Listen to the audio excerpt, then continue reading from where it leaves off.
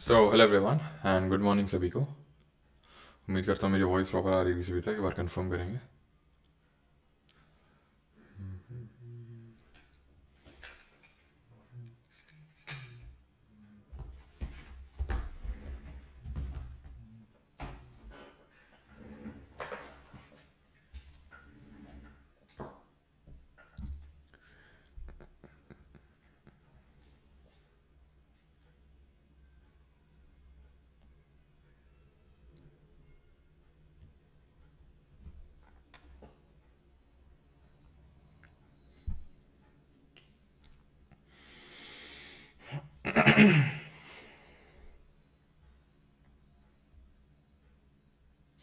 चलिए, good morning सभी को।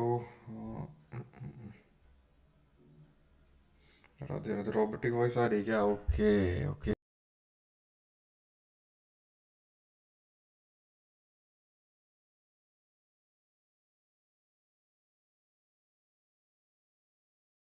अभी वॉइस सही है?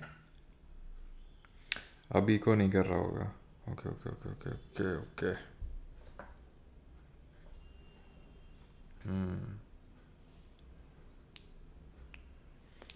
अभी कंफर्म करना।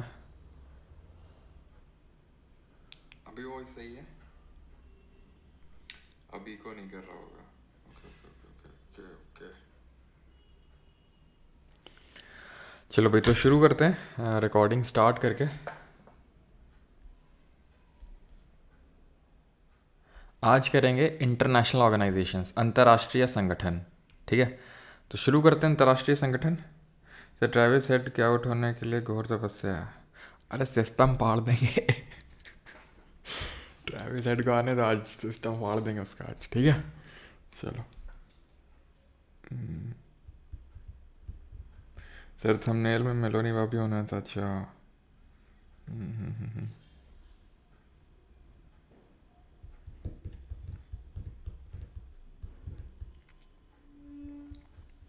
चलो, तो शुरू करते हैं इंटरनेशनल ऑर्गेनाइजेशंस।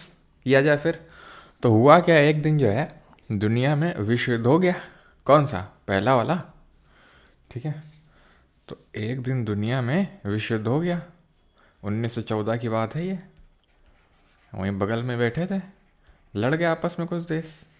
समझाने की कोशिश करी लेकिन माने ही नहीं। हमने कहा लड़ो फिर। 4 साल तक लड़ते रहे, 1918 तक। हमने कहा बस हो गया, अब आ जाओ जरा वर्साइलेस में।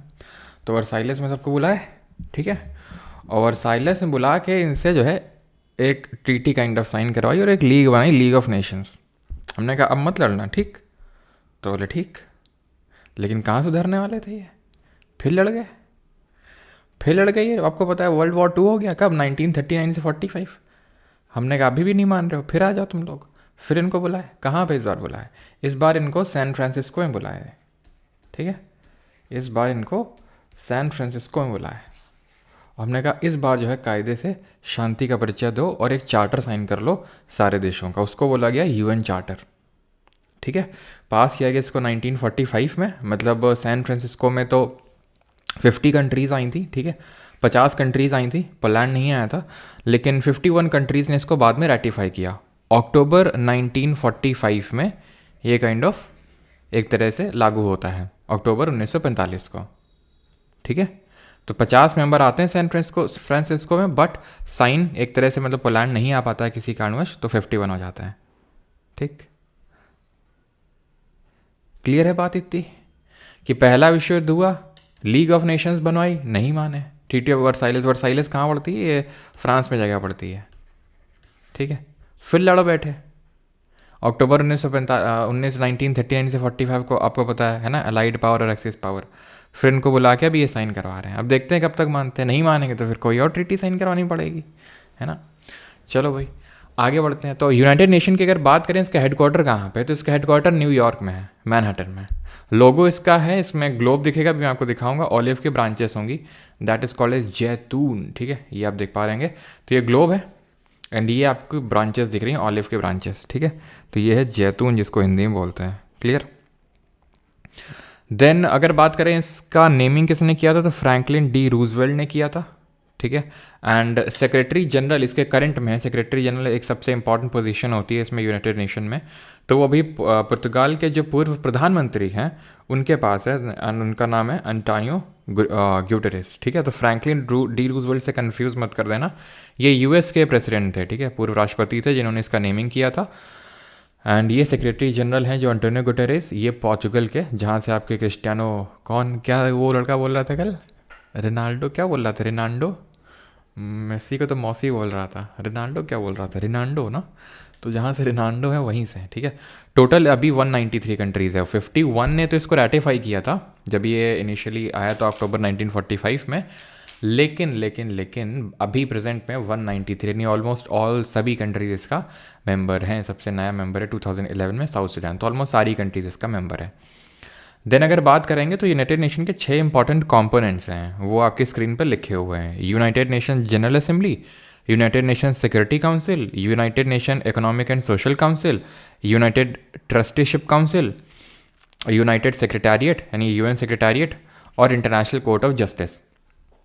6 सेक्रेटेरिएट हैं। अब इसके अंदर में बहुत सारे ऑर्गन्स आते हैं, बहुत सारे और ऑर्गेनाइजेशंस आते हैं, यूनेस्को, यूनिसेफ जो आप पढ़ते हैं, लेकिन ये वो कॉम्पोनेंट नहीं है। कॉम्पोनेंट ये हैं आपके यूएनजीए, यूएनएससी, यूएनईएससी, यूएनटीसी, यूएन सेक्रेटेरिएट और आईसीजे। यूएन जो आपका ये ट्रस्टीशिप काउंसिल है ये तो अब अबॉलिश किया जा चुका है 1994 ऑनवर्ड्स, जैसा कि आप यहाँ पे देख पा रहे होंगे। ट्रस्टीशिप काउंसिल का है, सस्पेंडेड ऑन 1 नवंबर 1994। आपको पता नहीं दिख रहा है कि नहीं दिख रहा है, मेरे को तो दिख रहा है 1994, ठीक है। With the independence of Palau, with the independence of Palau. तो है क्या ना, ये कंट्री इस ये जो मेन ट्रस्टीशिप काउंसिल है इससे सबका कुछ ना कुछ काम है, ठीक है। इंटरनेशनल कोर्ट ऑफ जस्टिस का काम है कि भाई जो लड़ाई वगैरह हो रही है उनका समझौता करवाएगा ये। जनरल असेंबली इंपॉर्टेंट अपॉइंटमेंट वगैरह करेगा, ठीक है। सबका मतलब अलग अलग काम है। तो इसी तरह से ट्रस्टीशिप काउंसिल का ये काम था, it use to look after the countries जो कि इम्पीरियलिज्म फेस कर रही हैं, यानी कि किसी ना किसी के गुलाम है, जैसे हम गुलाम थे, ठीक है, किसके, तो नाइजर से।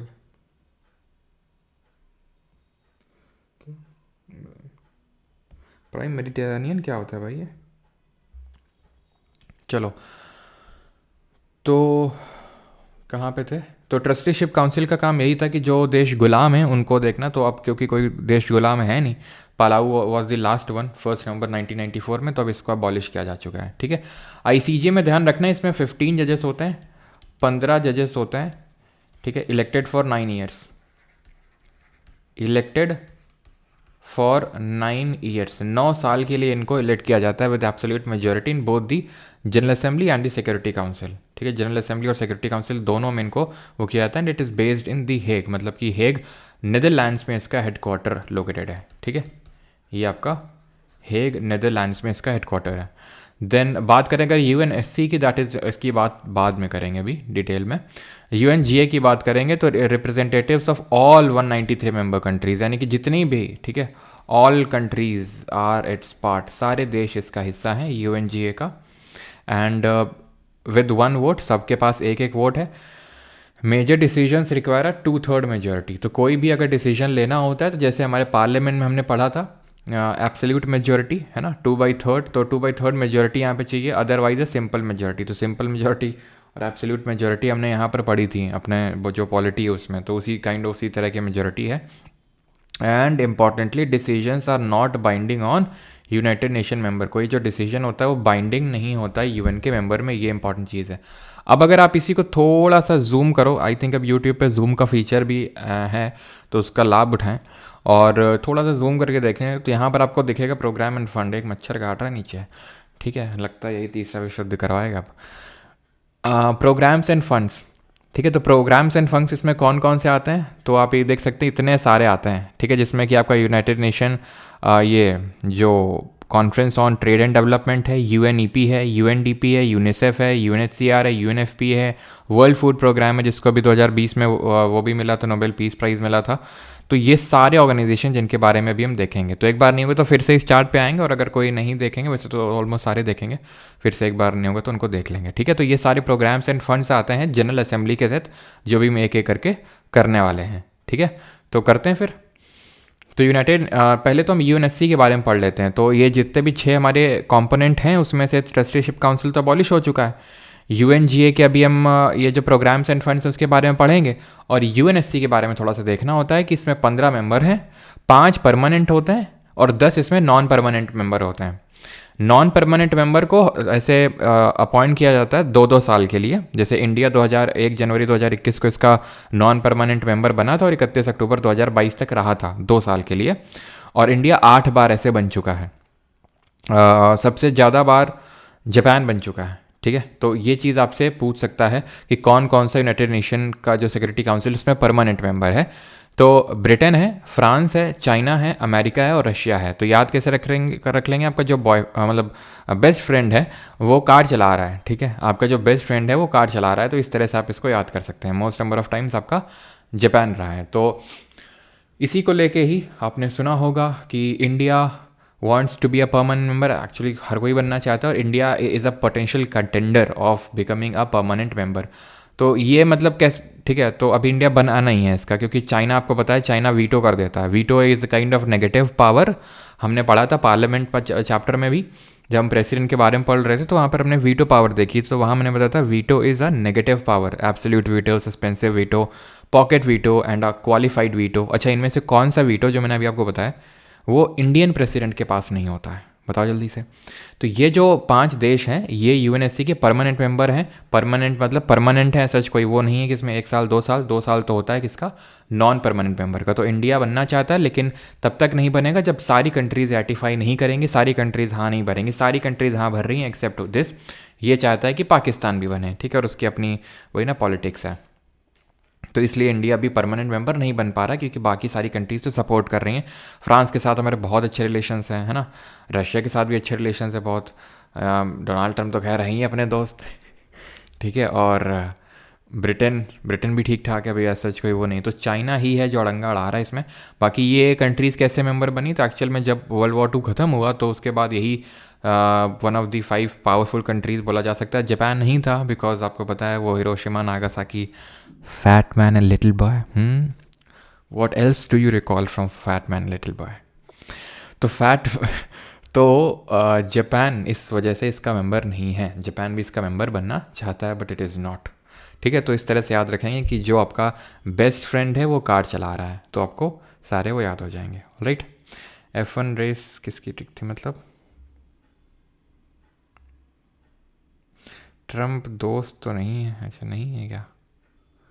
चलो भाई, अभी आते हैं जो डिफरेंट फंड्स एंड प्रोग्राम्स हैं।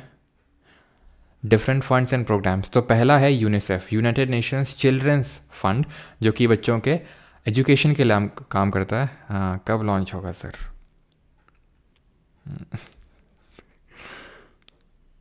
सर इतनी हाइप बना रहे हैं उसी लेवल का हो फैटमैन। हाँ भाई, जितनी हाइप बना रहे हैं उसी लेवल का ही होगा, उससे ज़्यादा ही होगा, उससे कम नहीं होगा, उससे ज़्यादा ही होगा।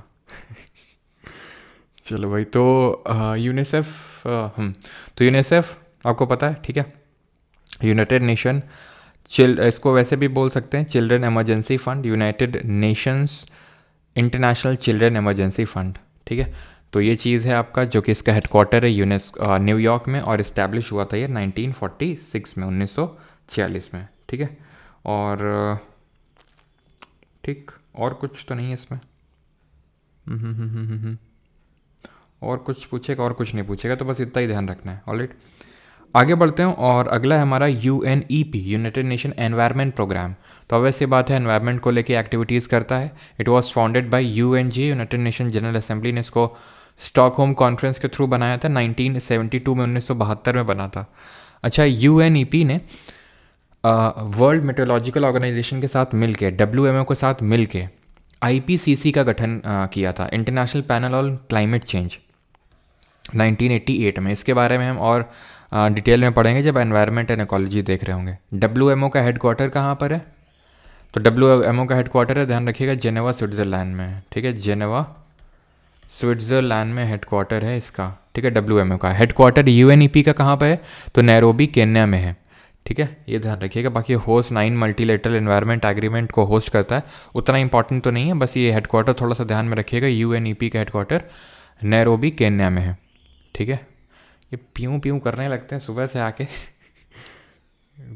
ठीक है, तो फंडेड बाई UNGA 1972 में ये फाउंड हुआ था। हेड क्वार्टर नैरोबी केन्या में है, और इसने दैट इज़ UNEP ने WMO के साथ मिलकर IPCC का गठन किया था 1988 में, और WMO का हेड क्वार्टर है जेनेवा, स्विट्ज़रलैंड में।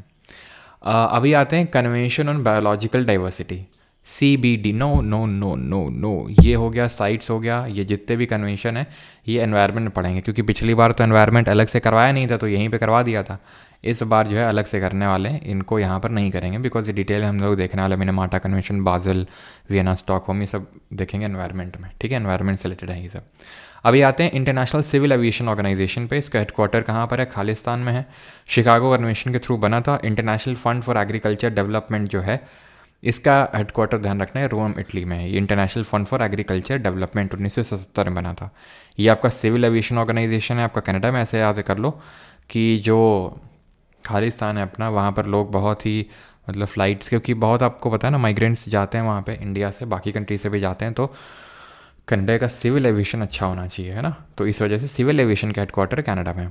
और फंड फॉर एग्रीकल्चर डेवलपमेंट वो कहाँ है? रोम, इटली में। तो जो हमारी मेलोनी जी हैं वो एग्रीकल्चर के, तो ऐसे कुछ मेलोनी जी से रिलेट कर लो, या फिर ऐसे रिलेट कर सकते हो कि जो हमारे टीचर नहीं थे अंग्रेजी माध्यम स्कूल में, अगर आप पढ़े होंगे तो ज़रूर टीचर बोलते होंगे आपके कि don't roam here and there, है ना। ये सब कुछ फेमस लाइंस होती हैं, हर स्कूल में चिपकाई जाती हैं। Don't roam here and there, do not make it a fish market, और क्या, और कुछ ऐसे कुछ चिपकी हुई लाइंस होती हैं, तो उनमें से एक ये भी लाइंस थी। तो रोम हेयर एंड देयर, तो आदमी एग्रीकल्चर के लिए इधर उधर घूमता है। ठीक है, ऐसे करके आप इसको याद कर सकते हैं।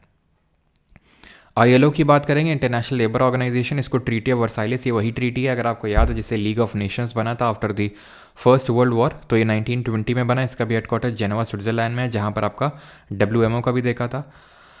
अभी आते हैं international monetary fund and world bank. इनके बारे में मैंने आपको इकोनॉमिक्स के लेक्चर में बताया था कि इनको हम ट्विन ऑर्गेनाइजेशंस बोलते हैं। क्यों ट्विन ऑर्गेनाइजेशंस बोलते हैं? बिकॉज ये एक साथ बने थे। कब बने थे एक साथ? तो ब्रिटेन वुड्स कॉन्फ्रेंस हुई थी 1944 में USA में, वहाँ से ये एक साथ बने थे इंटरनेशनल मॉनेटरी फंड और वर्ल्ड बैंक। ठीक है, इनके बारे में IMF के बारे में आपको डिटेल में बता चुका हूँ कि जब बैलेंस ऑफ पेमेंट क्राइसिस होता है किसी कंट्री में, देन IMF क्या करता है? फंडिंग देता है, फिर काइंड ऑफ उसी को हम बोलते हैं बेल आउट करता है। और हम कब गए थे IMF के पास? एक ही बार गए अभी तक, बताइए कब गए थे? वर्ल्ड बैंक की अगर बात करेंगे, और ये सब SDR क्या होता है और वो सब हमने देखा था। ठीक है, बैलेंस ऑफ पेमेंट के जो कंपोनेंट होते हैं, ठीक है, बैलेंस ऑफ पेमेंट के, वो सब हमने देखे थे। ठीक है, और SDR को ही हम क्या बोलते हैं? इस SDR को ही हम आपका पेपर गोल्ड के नाम से भी जानते हैं, है ना। वर्ल्ड बैंक, इसमें 5 ऑर्गेनाइजेशंस कंबाइंड। तो एक्चुअल में वर्ल्ड बैंक, चलो उसके बारे में भी देखें, तो वर्ल्ड बैंक के बारे में ध्यान रखना, 5 ऑर्गेनाइजेशन कंबाइन करके वर्ल्ड बैंक बनाए गए थे। इसका हेडक्वार्टर, दोनों का ही हेडक्वार्टर कहाँ पर है?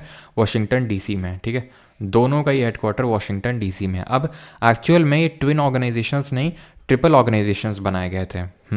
तो तीसरा ऑर्गेनाइजेशन भी बना था ब्रिटेन वुड कॉन्फ्रेंस में, और उसका नाम था ITO, इनकम टैक्स ऑफिसर, है ना। वो था आपका इंटरनेशनल ट्रेड ऑर्गेनाइजेशन, लेकिन वो चल नहीं पाया बिकॉज US ने विदड्रॉ कर दिया। देन बना गट्ट। गट्ट क्या होता है? ये होता है general agreement on trade and tariff. Tariff क्या होता है? तो जब कोई कंट्री, जैसे फॉर एग्जांपल इंडिया जो है चाइना से सामान इंपोर्ट कर रही है, तो वो टैरिफ लगाएगी, टैक्स लगाएगी, उसको टैरिफ बोलेंगे। वो इसलिए लगाया जाता है सो दैट कि जो हमारा डोमेस्टिक, जैसे फॉर एग्जांपल मोबाइल हमने इंपोर्ट किए, तो कई बार ऐसा होता है कि डंपिंग कर देता है बाकी दूसरा कंट्री, कि भाई खूब माल एकदम सस्ते में दूसरी कंट्री में डाल दो, तो वहाँ की डोमेस्टिक मार्केट क्रैश कर जाती है। अब आपको पता है माइक्रोमैक्स ये सब पहले एग्जिस्ट किया करते थे, सब खत्म है। ख़त्म क्यों है? क्योंकि इतने बड़े सस्ते दामों में चाइनीज़ ये जो सब वीवो, ओप्पो ये सब आ गए हैं, तो फिर कहाँ से सर्वाइव कर पाएंगे माइक्रोमैक्स वगैरह। ठीक है, तो कई बार ये इंटेंशनली भी किया जाता है कि डंप कर दो पूरा, सो दैट वहाँ की डोमेस्टिक मार्केट ख़त्म हो जाएगा एंड देन हम रूल करेंगे। तो कई बार जो गवर्नमेंट है वो क्या करती है? कई बार गवर्नमेंट करती है कि वो एंटी डंपिंग ड्यूटी या फिर टैरिफ लगा देती है, तो काइंड ऑफ वही है टैरिफ। ठीक है, तो general agreement on trade and tariff बनाया गया ऑर्गेनाइजेशन। इसमें 23 मेंबर कंट्रीज़ थी इनिशियली, लेकिन ये भी फेल हो गया। ठीक होता चल नहीं पाया, 1948 में बना। देन उसके बाद 1995 में वर्ल्ड ट्रेड ऑर्गेनाइजेशन बनता है, ट्रेड वगैरह को मैनेज करने के लिए, ट्रेड में एक कंसेंसस बनाने के लिए। और इसको मराकेश एग्रीमेंट, जो मराकेश कहाँ पर है? मोरक्को में है। तो मराकेश एग्रीमेंट 1994 के थ्रू इसको जो है फॉर्म किया गया था। इसके डायरेक्टर जनरल कौन है? Ngozi Okonjo-Iweala. ठीक है, नगोजी ओकोंजो इवेला, ये नाइजीरिया से हैं और पहली विमेन डायरेक्टर जनरल बनी है WTO की। ठीक है, आईएमओ को देखते हैं, इंटरनेशनल मैरीटाइम ऑर्गेनाइजेशन, तो इसका हेडक्वार्टर लंदन यूके में है। इंटरनेशनल टेलीकम्युनिकेशन, ये जेनेवा स्विट्ज़रलैंड में ही है। यूनेस्को की बात करेंगे तो ये 1945 में बना था। और यूनेस्को का हेडक्वार्टर कहाँ पर है, तो यूनेस्को का जो हेडक्वार्टर है वो पेरिस फ्रांस में। यूनिसेफ का कहाँ पर था, यूनिसेफ का था आपका यूनिसेफ का था न्यूयॉर्क में, जहाँ पर आपका यूनाइटेड नेशन का था। और यूनेस्को का फुल फॉर्म क्या होता है, तो इसका तो यूनाइटेड नेशन ही होगा। ई से है एजुकेशनल, एस से है आपका साइंटिफिक, गलत लिख दी ना, नहीं सही तो है, साइंटिफिक एंड कल्चरल ऑर्गेनाइजेशन, ये इसका फुल फॉर्म है। 1945 में बना था, हेडक्वार्टर इसका पेरिस फ्रांस में, मुख्यालय। यूनिडो की बात करेंगे तो United Nations Industrial Development Organisation, United Nation Industrial Development Organisation, UNIDO है ये आपका। इसका हेडक्वार्टर है वियना ऑस्ट्रिया में। ठीक है, वियना ऑस्ट्रिया में एक और हेडक्वार्टर है, हम देखेंगे अभी, ओपेक करके एक संस्था है उसका। WHO पे आते हैं, वर्ल्ड हेल्थ ऑर्गेनाइजेशन, तो इसका हेडक्वार्टर कहाँ पर है, जेनेवा। WHO, WMO, ILO, ठीक है, इन सब का हेडक्वार्टर कहाँ पर है, इन सब का हेडक्वार्टर जेनेवा स्विट्ज़रलैंड में। WHO, ILO, WMO, ठीक है। देन ये स्टैब्लिश कब हुआ था, 7 अप्रैल 1948। और इसी दिन हम क्या मनाते हैं, क्या सेलिब्रेट करते हैं, इंपॉर्टेंट डेज में हमने देखा था, तो ये जो है हम सेलिब्रेट करते हैं वर्ल्ड हेल्थ डे, विश्व स्वास्थ्य दिवस, हेल्थ डे। और अभी इसके कौन है डायरेक्टर जनरल, कौन, तो ये हैं अभी, ठीक है, WHO के, क्या नाम है इनका, जल्दी से बताओ, ब्राज़ील से हैं। UNCTAD, United Nations conference on trade and development, इसका भी हेडक्वार्टर जेनेवा स्विट्ज़रलैंड में 1964 में बना था। आई थिंक यहाँ पे वीपो नहीं है क्या, चलो ध्यान रख लेना, वीपो जो होता है ना, वर्ल्ड इंटेलेक्चुअल, आई थिंक होगा, नहीं होगा तो देख लो, वर्ल्ड इंटेलेक्चुअल प्रॉपर्टी ऑर्गेनाइजेशन, इसका हेडक्वार्टर भी जेनेवा स्विट्ज़रलैंड में। तो WHO, ठीक है, मैं लिख देता हूँ, WHO, WTO, ठीक है, ILO, वीपो, ओ जितने भी ऑर्गेनाइजेशन है, सब का हेडक्वार्टर कहाँ पे है, जेनेवा स्विट्ज़रलैंड में है। ठीक, क्लियर है यहाँ तक सभी को। अब इसको फांसी दी जाए कि नहीं दी जाए, बताओ। अब इसको तो फांसी होगी, फांसी, क्यों। चलो भाई, तो आगे बढ़ते हैं। और ये कौन है, ये मतलब गवर्नर जनरल, इसका नाम था टेड्रोस करके, टेड्रोस आदम करके कुछ नाम है, पूरा नाम तो मतलब मुझे भी नहीं पता है, टेड्रोस करके है ये कुछ जिसका नाम, ठीक है, क्लियर। आगे बढ़े अभी।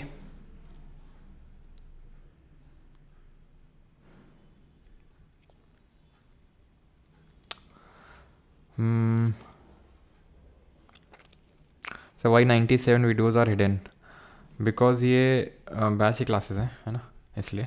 UNODC, United Nation office on drugs and crimes, तो ये स्टैब्लिश हुआ था 97 में, इसका हेडक्वार्टर भी वियना ऑस्ट्रिया में है। यूनाइटेड, ऐसे याद कर सकते हैं कि हाँ, कुछ आप रिलेशन मार सकते हैं यहाँ पे, जैसे कि यूनिडो डेवलपमेंट ऑर्गेनाइजेशन, इसका भी है वियना में। एक हम देखेंगे ओपेक पेट्रोलियम वाला, वो भी वियना ऑस्ट्रिया में है। और जो ड्रग्स वाला है, तो ड्रग्स डेवलपमेंट एंड पेट्रोल, ठीक है, ऐसे करके कोई याद कर लो, drugs development and petrol, Vienna, ठीक है। UNHCR, इसको पता है, दो बार इसको जो है नोबेल प्राइज़ मिल चुका है, नोबेल पीस प्राइज़, 2 बार नोबेल पीस प्राइज़ मिल चुका है UNHCR को। पहली बार मिला था 1954 में, 1954 में, और दोबारा मिला था 1981 में। ऐसे ही ध्यान रखना, ILO, इंटरनेशनल लेबर ऑर्गेनाइजेशन को भी 1969 में मिल चुका है। और वर्ल्ड फूड प्रोग्राम को मैंने आपको बताया था, ये तो अभी रिसेंट में 2020 में मिला था। UNHCR, इसका हेडक्वार्टर भी जेनेवा स्विट्ज़रलैंड में है, जहाँ पर आपका WHO, WTO, ILO और वीपो का है। United nation economic and social commission for Asia and the Pacific, headquarter Thailand में है, क्लियर है। देन अब ऐसे याद कर लो कि एशिया के लोग और पैसिफिक के लोग, ठीक है, सबको थाईलैंड जाना है। इंटरनेशनल, और क्यों जाना है आपको पता है, international atomic Energy agency, again Vienna. अब पेट्रोल वाला हमने देखा था, ड्रग्स डेवलपमेंट पेट्रोल, तो पेट्रोल होगा तो petrol is a form of energy, ठीक है, petrol is a form of energy, तो एनर्जी वाला भी कहाँ पर है, वियना, ऑस्ट्रेलिया नहीं होगा भैया, ये ऑस्ट्रिया होगा, ठीक है, ऑस्ट्रिया। इस्टेब्लिशमेंट उतना ज़्यादा इंपॉर्टेंट नहीं है, एक्सेप्ट जो हमने शुरू में देखे थे, सबके इस्टेब्लिशमेंट उतने ज़रूरी भी नहीं है, लेकिन हाँ जो हेडक्वार्टर है वो ज़रूरी है, ठीक है। तो हेडक्वार्टर्स तो आपको पता होना चाहिए। वीपो ये हमने देख लिया था। तो ये सब यूएन के हमने देखे जो फंड्स एंड प्रोग्राम चल रहे थे। अब आते हैं जो इम्पोर्टेंट हमारे रीजनल ऑर्गेनाइजेशन है, जैसे कि G7, G20, सार्क, बीम्स्टेक, ठीक है, FATF, नेटो, ये सब के बारे में देखेंगे। ब्रिक्स हो गया, शंघाई कोऑपरेशन ऑर्गेनाइजेशन हो गया, ये सब। तो सार्क पे आते हैं सबसे पहले। तो सार्क की अगर बात करेंगे तो ये कंट्रीज़ हैं साउथ एशिया, पहले तो फुल फॉर्म पता होना चाहिए, south Asian Association for regional cooperation full form होता है। ढाका बांग्लादेश में उसका इस्टेब्लिशमेंट हुआ था, लेकिन इसका जो हेडक्वार्टर है वो काठमांडू नेपाल में है। क्लियर है। टोटल मेंबर कंट्रीज 8 हैं, 9 ऑब्जर्वर हैं। 9 observer country, permanent kind of member नहीं है, 8 परमानेंट मेंबर हैं इसके। कौन कौन से हैं 8 परमानेंट मेंबर? तो इंडिया है। इंडिया के आसपास कौन कौन से देश पड़ते हैं? तो बांग्लादेश इंडिया में ही था पहले, पाकिस्तान भी इंडिया में ही था पहले, है ना। अफगानिस्तान, भूटान, नेपाल, मालदीव, श्रीलंका। अच्छा, कन्फ्यूजन कहाँ पे होता है कि वो मालदीव की जगह म्यांमार दे देता है, तो म्यांमार नहीं है, ठीक है। Myanmar is not a member. China is not a member, ये चीज़ें ध्यान रखनी है। म्यांमार, चाइना सब मेंबर नहीं है। तो इंडिया और उसके आसपास जितने भी देश हैं, ठीक है। तो ऐसे मतलब थोड़ा सा याद कर सकते हो कि इंडिया यहाँ पे सबसे पावरफुल काइंड ऑफ देश हमें नज़र आ रहा है, और है भी, ठीक है। सब में अगर हम देखें, कंपेयर करें, तो India is the most powerful country among them. तो चाइना अगर होता तो we won't be the most powerful one, है ना। तो सार्क कंट्रीज़ ध्यान रखना है कि कहाँ इस्टेब्लिश हुआ था, हेडक्वार्टर कहाँ पे है, कब? 1985 में, 1985 में, ठीक है। और 1985 में बस ऐसे रैंडम याद आया तो बस बता रहा हूँ मैं आपको। जो हमारा इंडियन मेट्रोलॉजिकल डिपार्टमेंट है वो भी इस्टेब्लिश हुआ था। बाकी तो ये हम कल फैक्ट्स देखेंगे, जो हमारे नेशनल ऑर्गेनाइजेशंस हैं, राष्ट्रीय संगठन, वो कल देखेंगे। तो 8 परमानेंट कंट्रीज़ हैं, मेंबर्स हैं, और 9 ऑब्जर्वर कंट्रीज़ हैं जिनको ऑब्जर्वर स्टेटस मिल रखा है। याद कैसे रखना है सार्क कंट्रीज़ को? अगर आपको याद नहीं, सॉरी एक सेकेंड, ये सार्क नहीं है भैया, सार्क की तो हमने देख ली। अब आते हैं आसियान कंट्रीज़ पे, ठीक है। आसियान कंट्रीज़ की अगर बात करेंगे तो इसका हेडक्वार्टर जकार्ता, इंडोनेशिया में, तो ये याद करेंगे। Association for south east Asian Nations. तो जब हमने ज्योग्राफी की आखिरी क्लास देखी थी, वर्ल्ड ज्योग्राफी, तो कुछ आपको याद आ रहा है? लाओस, हाँ, थाईलैंड, कंबोडिया, वियतनाम, ठीक है, ये सब यहाँ पर कंट्रीज़ लोकेटेड थी। वियतनाम, लाओस, थाईलैंड, कंबोडिया और आपकी फिलीपींस, ये सारी जितनी भी कंट्रीज़ हैं हमारी south Indonesia, south east Asians Nations थे। तो इनकी जो मेंबर कंट्रीज़ हैं वो ये लिखी हुई हैं, जिसको आप इस ऐसे याद कर सकते हैं, ठीक है। MBBS जो कर रहे हैं लड़के, वो आजकल टीवी में IPL देख रहे हैं, ऐसे करके आप इसको याद कर सकते हैं। तो मलेशिया, ब्रूने, बर्मा, अगर आप याद कर पा रहे हो तो यहाँ पे चलो मैं ड्रॉ करता हूँ। बर्मा कोई और नहीं, म्यांमार ही है, आपको पता है म्यांमार का पूरा नाम बर्मा है। तो म्यांमार जो है वो पार्ट सार्क का नहीं है, साउथ ईस्ट एशियन नेशन का पार्ट है। तो आपको पता है यहाँ पर तो आपका म्यांमार है, देन आ जाता है आपका थाईलैंड, देन यहाँ पर आ जाता है आपका वियतनाम ऐसे लंबा सा, देन लाओस आ जाता है, देन कंबोडिया आ जाता है यहाँ पे, देन नीचे आपका लगा हुआ है किससे, यहाँ पे लगा हुआ है आपका क्या बोलते हैं, मलेशिया। मलेशिया आपका फैला हुआ है डिफरेंट पार्ट में, यहाँ पर भी है, यहाँ पर भी है, इस तरह से। तो एक बार वर्ल्ड मैप को देखिएगा, ठीक है, जिसमें हमने देखा। तो MBBS वाले लड़के टीवी पे IPL देख रहे हैं। M से मलेशिया, B से ब्रूने, B से बर्मा, S से मतलब वही म्यांमार, S से Singapore, Thailand, Vietnam, Indonesia, Philippines, Laos. तो ये कंट्रीज़ हैं आसियान की। जकार्ता इंडोनेशिया में इसका हेडक्वार्टर है। अभी आते हैं बीम्स्टेक पे। तो BIMSTEC which stands for bay of Bengal initiative for multi sectoral technical and economic cooperation. इसका हेडक्वार्टर कहाँ पर है? इसका हेडक्वार्टर है आपका ढाका, बांग्लादेश में, ठीक है। हेडक्वार्टर कहाँ पर है? ढाका, बांग्लादेश में इसका हेडक्वार्टर है। और इस्टेब्लिश हुआ था 1997 में, 1997 में इसकी इस्टेब्लिशमेंट हुई थी। वहीं पर अगर हम बात करेंगे इसकी मेंबर कंट्रीज़ कौन कौन सी हैं, तो बड़ा आसान है इसकी मेंबर कंट्रीज़ को याद करना, क्योंकि B से है आपका बांग्लादेश, ठीक है, I से है इंडिया, M से है म्यांमार, S से श्रीलंका, T से है थाईलैंड, ठीक है, T से है थाईलैंड। EC की जगह NB कर दो, न्यू बैलेंस से याद कर सकते हो, NB, नेपाल और भूटान, ठीक है। तो ये याद आपका इसी फुल फॉर्म से ही हो जाएगा। वैसे फुल फॉर्म तो इसका ये है, bay of Bengal initiative for multi sectoral technical and economic cooperation, लेकिन है क्या कि आप इसको ऐसे करके भी याद रख सकते हैं, ठीक है। क्लियर यहाँ तक? और एक मैंने चीज़ करवाई थी, अगर आपने करंट अफेयर्स देखा होगा अभी रिसेंट में, तो कुछ मैंने आपको पढ़ाया था वहाँ पे कि बीम्स्टेक का पहला जो यूथ समिट है वो कहाँ पे हुआ है, जल्दी से बताओ। बीम्स्टेक का पहला जो यूथ समिट है, यूथ समिट का मतलब क्या बोल सकते हो आप? मतलब वो पहला ही यूथ समिट हुआ है, आप ऐसे समझ लो, बीमस्टेक का पहला यूथ समिट है ये हुआ है गुजरात में, ठीक है, फर्स्ट बीमस्टेक यूथ समिट, ठीक। ये कहाँ पर हुआ है, ये हुआ है अभी आपका फेब में ही हुआ है, 7 से 11 फेब के बीच में, ये आपका क्या बोलते हैं गुजरात के गांधीनगर में हुआ है, जिसको मिनिस्ट्री ऑफ यूथ अफेयर्स और मिनिस्ट्री ऑफ एक्सटर्नल अफेयर्स दोनों ने होस्ट किया है इसको, गांधीनगर गुजरात। अगला है and that is SCO, that is Shanghai Cooperation Organisation. तो इसकी अगर बात करेंगे तो चाइना और रशिया ने इसको एस्टैब्लिश किया था मिलकर 2001 में। हेड क्वार्टर इसका शंघाई में नहीं है तो इंडियन मतलब चाइनीज सिटी में ही, लेकिन ये आपका शंघाई नहीं है, इट इज़ बीजिंग चाइना में इसका क्या है हेड क्वार्टर लोकेटेड है। रैट्स एक किसी की संस्था है, रिक्वायर्ड नहीं है भैया, रीजनल एंटी टेररिस्ट स्ट्रक्चर, इसका फुल फॉर्म होता है रैट्स का, ठीक है, जो एंटी टेररिस्ट एक्टिविटीज़ में काम करता है। हेडक्वार्टर इसका है ताशकंद उज़्बेकिस्तान में लोकेटेड, किसका, रैट्स का। ध्यान रखिएगा SCO जो है आपकी संस्था, ये चाइना और रशिया ने मिलकर बनाई थी, ठीक है, चाइना और रशिया ने दोनों ने मिलकर 2001 में। और उसके बाद अभी 9 मेंबर कंट्रीज़ हैं, Tajikistan, Russia, Uzbekistan, China, Kyrgyzstan, Pakistan, ठीक है, इंडिया, कजाकिस्तान और ईरान। पाकिस्तान और इंडिया दोनों 2017 में मेंबर बने थे, 2017 में दोनों ने ज्वाइन किया था। और जो अभी सबसे रीसेंट मेंबर है इसका वो है आपका जो ईरान है, ठीक है, जिसने 2023 यानी 2023 में ही इसको क्या किया है, ज्वाइन किया है, ठीक है। यहाँ तक किसी को कोई दिक्कत तो नहीं है, आगे बढ़ें। अब आ जाते हैं ADB पे, that is Asian development bank. तो जैसे वर्ल्ड बैंक होती है पूरे वर्ल्ड के लिए, वैसे एशिया के लिए Asian development bank. Total 68 member countries हैं और इसका हेडक्वार्टर फिलीपींस में। आसियान से कन्फ्यूज़ नहीं करना है, आसियान का हेडक्वार्टर जकार्ता इंडोनेशिया में और इसका हेडक्वार्टर फिलीपींस में, जो कि फिलीपींस में कहा है मंडलयोंग में, ठीक है, मंडलयोंग में।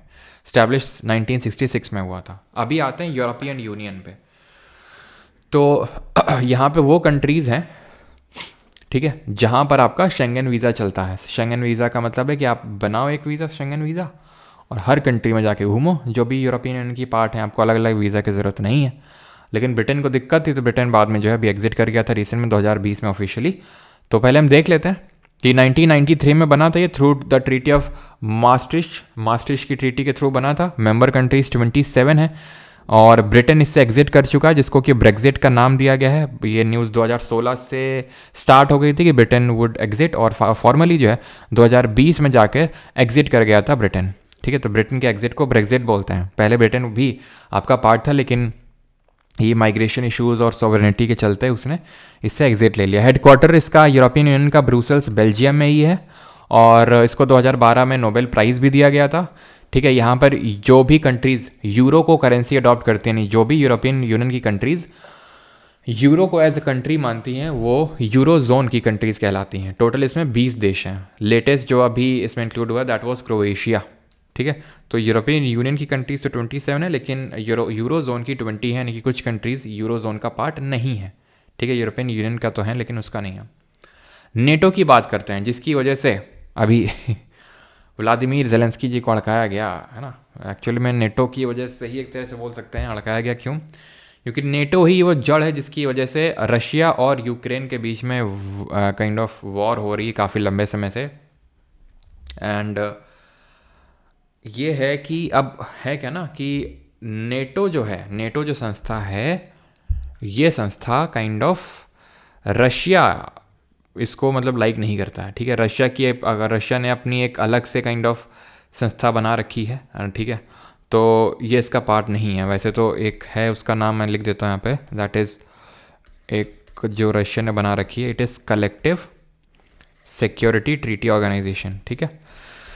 ये रशिया का ऑर्गेनाइजेशन है नेटो को काउंटर करने के लिए। तो एक्चुअल में नेटो में क्या होता है, नेटो का ये फिलॉसफी कि अगर कोई भी नेटो कंट्री को अटैक करेगा तो सारी जितनी भी नेटो की कंट्रीज़ हैं वो उन पर अटैक माना जाएगा और सारी कंट्रीज़ उसके रक्षा के लिए आएंगी। तो नेटो काफ़ी टाइम से अपनी इच्छा जाहिर कर रहे आ रहा है, ठीक है। एक्चुअल में USSR आपको पता होना चाहिए, ये जो पहले होता था सोवियत संघ जो होता था आपका USSR जिसको हम बोलते हैं, तो ये जो सोवियत संघ है ये डिसइंटीग्रेट हो गया था। अब डिसइंटीग्रेट होने के बाद बहुत सारी कंट्रीज़ निकल के आए, जिनमें कि यूक्रेन भी एक था, ठीक है। यूएसआर का मैं फुल फॉर्म लिख देता हूँ, हो सकता है आपसे कभी पूछ ले। Union of Soviet socialist republics, ठीक है, रिपब्लिक्स, ठीक है। तो 1991 में ये डिसइंटीग्रेट हो जाता है, 1991 में, और उसके बाद काफ़ी सारी कंट्रीज़ निकल के आती हैं इसमें। यूक्रेन थोड़ा सा रशिया के अगेंस्ट जा रहा था, और ये रशिया को बात पसंद नहीं आ रही। ये पसंद क्यों आएगी? क्योंकि भाई आप खुद ही सोचो, अगर यूक्रेन मेंबर बन जाएगा नेटो का, तो काइंड ऑफ उनके जो दुश्मन है रशिया के, वो तो उसके एकदम करीब में आ गए, एकदम बगल में आ गए, ठीक है। तो वो चीज़ रशिया को पसंद नहीं आई, और ये काफ़ी टाइम से नेटो में ज्वाइन होना चाह रहा था यूक्रेन। तो रशिया ने बोला ऐसे नहीं चल पाएगा, और रशिया ने यहाँ पर अटैक कर दिया। और अब बेचारे ये नेटो वाले यूक्रेन को मेंबर बना नहीं रहे हैं। पहले तो यूएस ने ऐसे ओपनली नहीं बोला था कि मेंबर नहीं बनाएंगे, ठीक है, लेकिन अब तो डोनाल्ड ट्रम्प ने ओपनली बोल दिया है, ये नेटो की वजह से ही बेटा हो रहा है सब कुछ। यूक्रेन को बोल दिया है, इसका मेंबर तुम्हें नहीं बना पाएंगे, चाहे कुछ भी हो जाए। तो अब जो है काफ़ी दोहरी मार पड़ रही है यूक्रेन को। सर आप रशिया के साइड हो? Yes, because I love people of Russia. Russia के लोग बहुत अच्छे होते हैं, ठीक है। कलेक्टिव सिक्योरिटी ट्रीटी ऑर्गेनाइजेशन, ठीक है, तो ये रशिया का एक संस्था है, और ये एंटी काइंड ऑफ नेटो। इसका हेडक्वार्टर कहाँ पे? ब्रुसेल्स बेल्जियम में, ठीक है। तो इसका हेडक्वार्टर ब्रुसेल्स बेल्जियम में। अभी आते हैं इंटरनेशनल सोलर अलायंस पे। ये एकमात्र ऐसी इंटरनेशनल संस्था जिसका हेडक्वार्टर इंडिया में आपको देखने को मिलेगा। पीएम मोदी जी ने इसका कॉन्सेप्ट रखा था 2015 में, ठीक है। ये कॉन्सेप्ट रखा था फ्रांस के साथ इन्होंने, जब फ्रांस में इंडिया अफ्रीका समिट हो रही थी। फ्रांस में इंडिया अफ्रीका समिट हो रही थी बिफोर दिस UN CCC का जो मीट हुआ था, यूनाइटेड नेशन जो आपका कॉन्फ्रेंस ऑन क्लाइमेट चेंज होता है, तो उसके पहले ही ये पीएम मोदी जी ने कॉन्सेप्ट रखा था इंटरनेशनल सोलर अलायंस का, ठीक है। टोटल अभी 120+ कंट्रीज़ हैं। इसका हेडक्वार्टर इंडिया के गुरुग्राम में है, और इसकी ऑफिशियल लैंग्वेज इंग्लिश और फ्रेंच है। अच्छा, अगर मैं आपसे पूछ लूँ UN की ऑफिशियल लैंग्वेज कौन कौन सी है? तो मुझे लास्ट में याद दिलाना, मैं आपको लिखवा दूंगा UN की ऑफिशियल लैंग्वेजेस कौन कौन सी हैं, बिकॉज ये भी कई बार आपसे क्वेश्चन पूछता है, जैसे कि अरबी, चाइनीज़, अंग्रेजी, फ्रेंच, रशियन और स्पेनिश। ये सब आपकी ऑफिशियल लैंग्वेजेस कंसिडर की जाती हैं यूनाइटेड नेशंस की, ठीक है। तो एक बार मुझे याद दिला दीजिएगा, और मैं आपको वहाँ पर लिखवा दूंगा, ठीक है।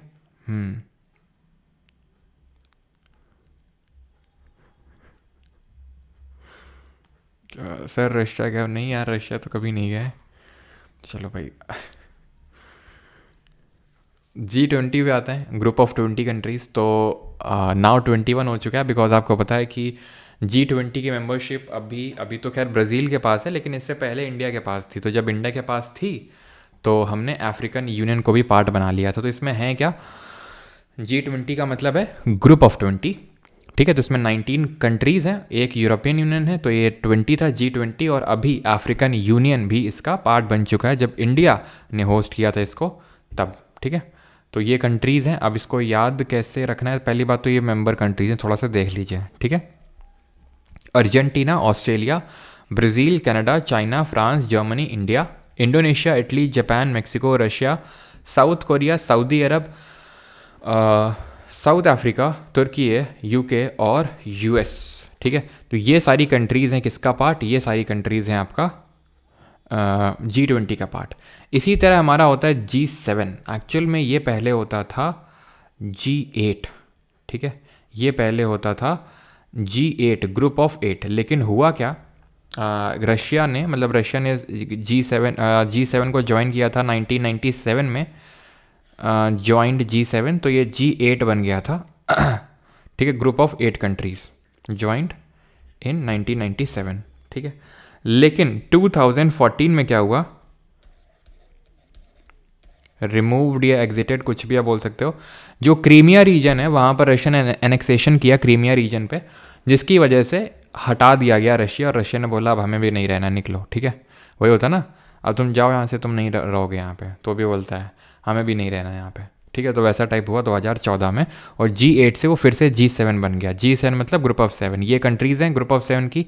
याद कैसे रखना है कि जो आपकी गुड फ्रेंड है, ठीक है, वो जूस पी रही है, तो आपकी जो गुड फ्रेंड है वो जूस पी रही है, तो ऐसे याद कर सकते हैं, Germany, France, Japan, USA, Italy, Canada और इंग्लैंड, ठीक है। तो ये कंट्रीज़ हैं, इस्टेब्लिश हुआ था 1973 में। 97 में पार्ट बनता है रशिया, तो ग्रुप ऑफ 8 हो जाता है, लेकिन 2014 में इसको रिमूव कर दिया गया था for an indefinite time period. Clear है?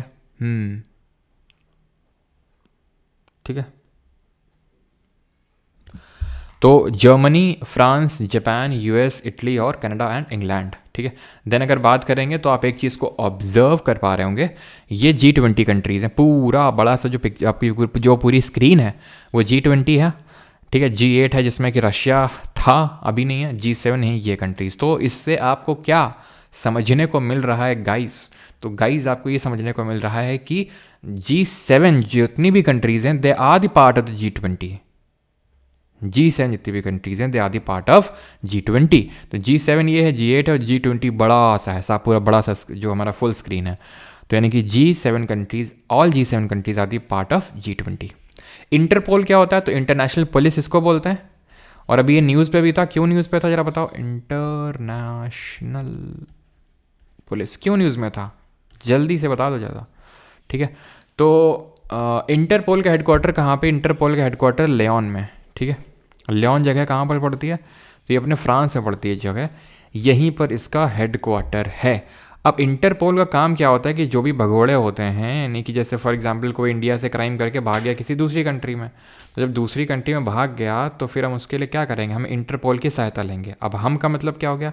हम का मतलब हो गया हर कंट्री की कोई संस्था होती है, जैसे इंडिया से CBI है जो इसके साथ डायरेक्टली इंटरैक्ट करती है, सेंट्रल ब्यूरो ऑफ इन्वेस्टिगेशन। लेकिन अभी क्या किया गया है? अभी इंडिया मतलब हमारी गवर्नमेंट ने या फिर CBI ने या फिर मिनिस्ट्री ऑफ होम अफेयर्स ने भारत पोल करके एक पोर्टल बनाया है, जिसके तहत होगा क्या कि अब जैसे होता यह है कि फॉर एग्जांपल कोई स्टेट पुलिस है किसी की सर्च कर रही है, वो भाग गया विदेश में या फिर कोई और डिपार्टमेंट है मान लेते हैं, तो पहले वो CBI को बताएगा, CBI इंटरपोल को बताएगा, देन इंटरपोल फिर CBI को बताएगा, CBI देन उसको बताएगा। अभी क्या है, ये पूरा जो गैप है उसको ब्रिज कर दिया गया है। ठीक है। ये लूप होल्स हटा दिए गए हैं और डायरेक्टली भारत पोल पोर्टल को डेवलप कर दिया गया है कि भाई जिसको भी अगर रिपोर्ट करना है, मान लो किसी स्टेट पुलिस को, मान लो इनकम टैक्स कोई चोरी करके फरार हो गया, तो उस केस में भारत पोल पोर्टल के तहत, ठीक है, जो पोर्टल है इसके तहत डायरेक्टली इंटरपोल्स के साथ कनेक्ट किया जा सकता है।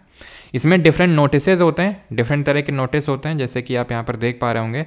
रेड नोटिस एकदम वांटेड पर्सन्स के लिए इशू किया जाता है, मिसिंग के लिए येलो, एडिशनल इन्फॉर्मेशन के लिए ब्लू, अनआइडेंटिफाइड बॉडीज़ के लिए ब्लैक, ग्रीन आपका वार्निंग के लिए, ऑरेंज आपका थ्रेट, इमिनेंट थ्रेट के लिए, और पर्पल नोटिस होता है मोडस ऑपरेंडी के लिए।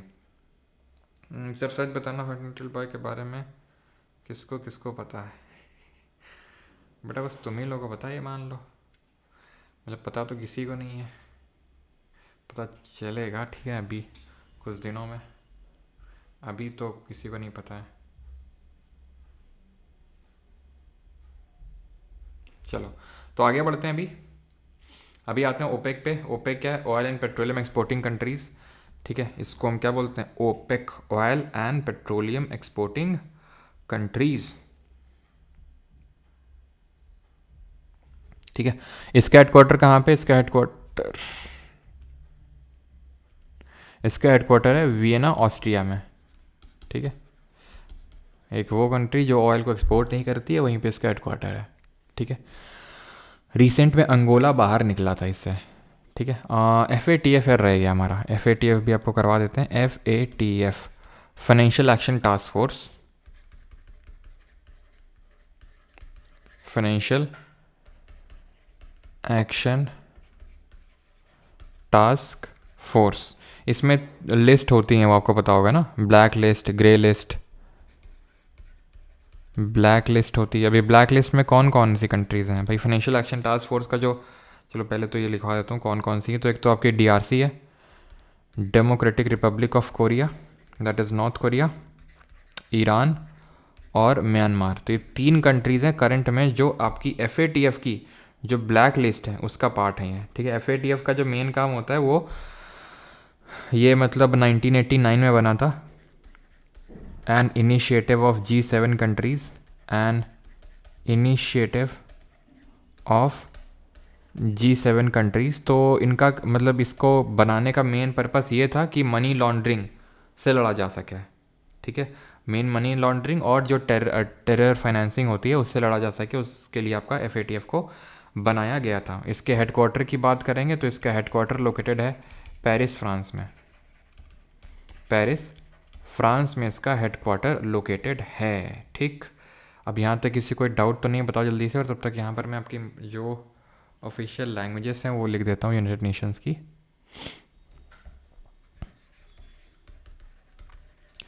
ऑफिशियल लैंग्वेजेस कौन कौन सी हैं लैंग्वेजेस?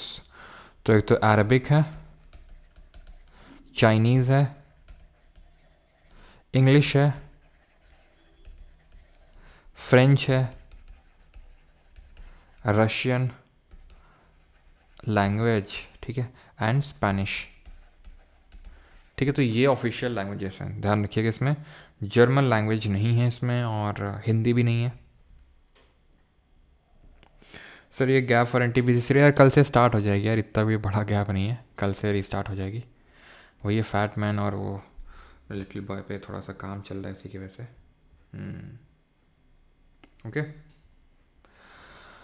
बाकी वीपो का हेडक्वार्टर पढ़ चुके हैं। Global Innovation Index is release by INSEAD release करता है। वर्ल्ड इकोनॉमिक फोरम का हेडक्वार्टर ध्यान रखिएगा कोलोनी स्विट्जरलैंड में, ऐसे याद कर लो कॉलोनी में, ठीक है, हो रही है वर्ल्ड इकोनॉमिक फोरम। जो टेबल, ये तो आपका स्पोर्ट्स में मिलेगा, ठीक है। टेबल टेनिस फेडरेशन आपका लॉसाने स्विट्जरलैंड में है। वर्ल्ड फूड प्रोग्राम रोम, तो हमने एग्रीकल्चर वाला रोम इटली में देखा था, तो लोग एग्रीकल्चर के लिए इधर उधर रोम करते हैं और खाने के लिए इधर उधर रोम करते रहते हैं, तो रोम इटली में वर्ल्ड फूड प्रोग्राम का भी। Amnesty International is associated with human rights, और international bureau of weight and measures, ये सीवोज फ्रांस में है इसका हेडक्वार्टर। इंटरनेशनल जो आपका संस्था है किसकी, जो वेट्स के लिए है, ठीक है। तो यहाँ पर लेक्चर होता है ख़त्म। बाकी जिनको भी आपका recorded videos, quizzes and notes चाहिए तो वो बैच में एनरोल कर सकते हैं, ऐसा कोई इश्यूज़ नहीं है, ठीक है। क्लियर, आगे बढ़ते हैं। और यहाँ पे उसका नहीं है क्या, चलो लिखवा देता हूँ मैं यहाँ पे। ध्यान रखना ये ह्यूमन राइट्स से जो आपका एसोसिएटेड है एमनेस्टी इंटरनेशनल, इसका हेडक्वार्टर अगर पूछ लेगा तो ये लंदन में है, ठीक है। चलिए अभी क्वेश्चंस करते हैं एक एक, और एक क्वेश्चंस की झड़ी लगा देते हैं। और आज काफ़ी दिनों बाद UPSC के क्वेश्चंस की घर वापसी हो रही है। तो पहला है, which among the following countries is not a member of the NATO? तो नॉर्थ अटलांटिक ट्रीटी ऑर्गेनाइजेशन का मेंबर कंट्री कौन सा नहीं है सर? बुक रिगार्डिंग बुक, रुक जाओ अभी 3.0 के लिए काफ़ी लोग मुझसे पूछते रहते हैं यार, रुक जाओ अभी, ठीक है। फैट मैन और लिटिल बॉय कुछ आ रहा है अभी इनिशिएटिव, तो उस तक इंतज़ार कर लो, मैं सभी को बोलूँगा जिनके पास है, ठीक है, आप उससे पढ़िए। लेकिन अभी अगर आप सोच रहे हैं या फिर ऐसा कुछ है तो रुक जाइए जब तक फैट मैन लिटिल बॉय जब तक नहीं आते हैं, ठीक है। ये आपका एंगेजमेंट था क्या कल? अबे तुम लोग रोज़ एंगेजमेंट करवाते हो, रोज़ शादी करवाते हो, क्या चल रहा है नाटक है? हम बोलना नहीं चाहते हैं फालतू में। चलो, तो not a member of the following country, मतलब इसमें से कौन सा नेटो का मेंबर नहीं है? हंगरी नहीं है, पोलैंड नहीं है, बेलारूस नहीं है, टर्की नहीं। तो यार थोड़ा सा अगर आप यहाँ पर दिमाग लाएंगे तो बेलारूस नहीं होगा, क्योंकि बेलारूस जो है ये रशिया से डिसइंटीग्रेट करके बना है, और ये उसी का पार्ट है जो ऑर्गेनाइजेशन रशिया वाला जो मैंने आपको बताया था। और यार एक सेकेंड,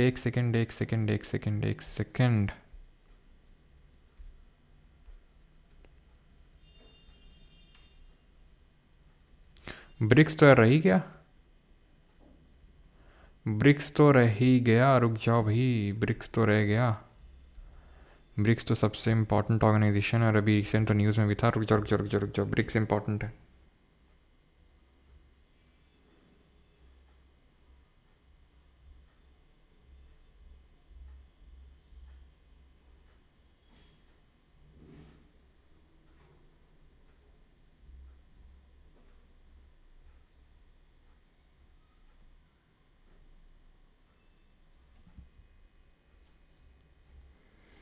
एक सेकेंड। तो ब्रिक्स जो है इसके बारे में क्वेश्चन बन सकता है। तो ब्रिक्स क्या है? ब्रिक्स एक एमर्जिंग कंट्रीज़ का एक संस्था है, ठीक है, जो ब्रिक्स है। 2009 में ये बनता है ब्रिक्स, ठीक है, स्टैब्लिश्ड इन द ईयर 2009, ठीक है। एमर्जिंग कंट्रीज़ का एक ग्रुप है, ब्राज़ील, रशिया, इंडिया, चाइना और साउथ अफ्रीका, ये इसके ओरिजिनल फाउंडिंग मेंबर्स थे, ठीक है। Brazil, Russia, India, China and south Africa, ये इसके फाउंडिंग मेंबर कंट्रीज़ थे। लेकिन अभी अभी रिसेंट में, यानी कि पाँच, मतलब ये 5 कंट्रीज़ इसका मेंबर थी, ठीक है, मेंबर फाउंडिंग मेंबर कंट्रीज़ 2009 में। देन मतलब ये तो 2010 में बना था, बाद में ज्वाइन किया था। फाउंडिंग मेंबर तो ब्राज़ील, रशिया, इंडिया और चाइना ही थी। ये बाद में 2010 में इसने ज्वाइन किया था। लेकिन अभी सऊदी, इजिप्ट, यूएई, इथियोपिया,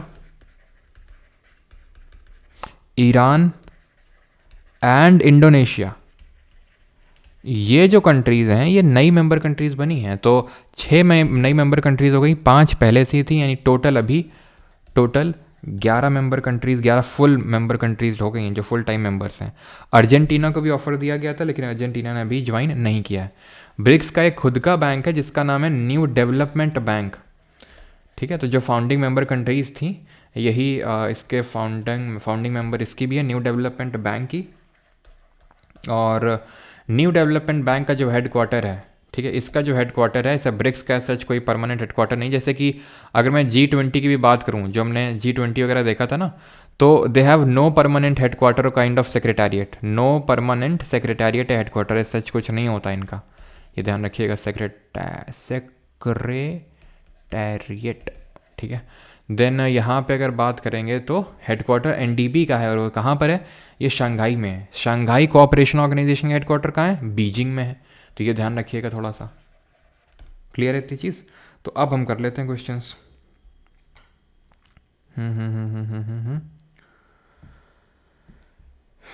और तो कुछ नहीं है।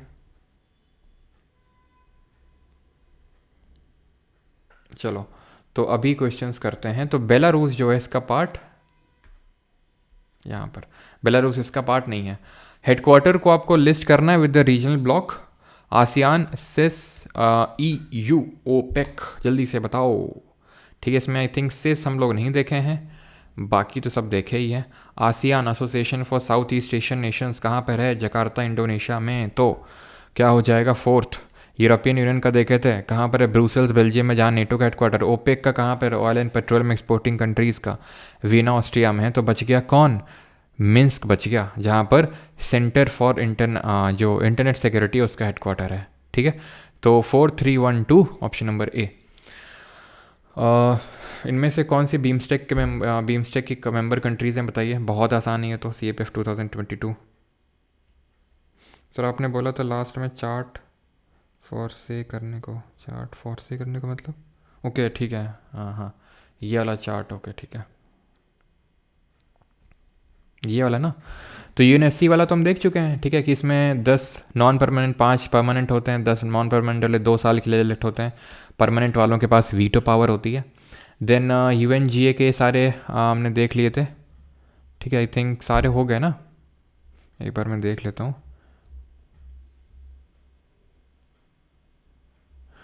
यूनेक्टैड का हेडक्वार्टर ये बताया है ना मैंने आपको, जेनेवा स्विट्ज़रलैंड में, जेनेवा, ठीक है, स्विट्ज़रलैंड में इसका यूनेक्टैड का है।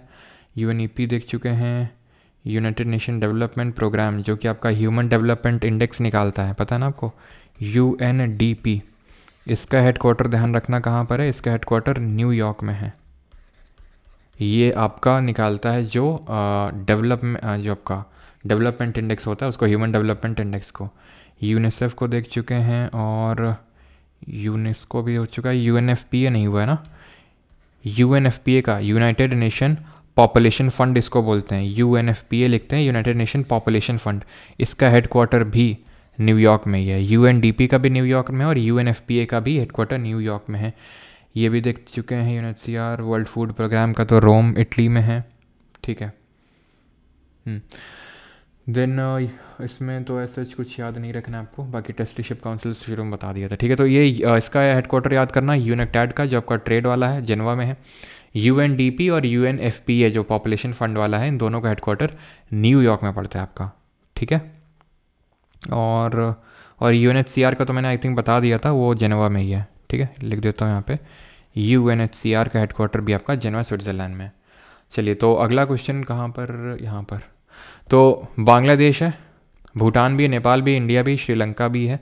तो आर दी मेंबर कंट्रीज़, तो ये सही हो जाएगा आपका। Myanmar is not a member country, ठीक है। एंड एक सेकेंड, मतलब सारी कंट्रीज़ का करना है क्या?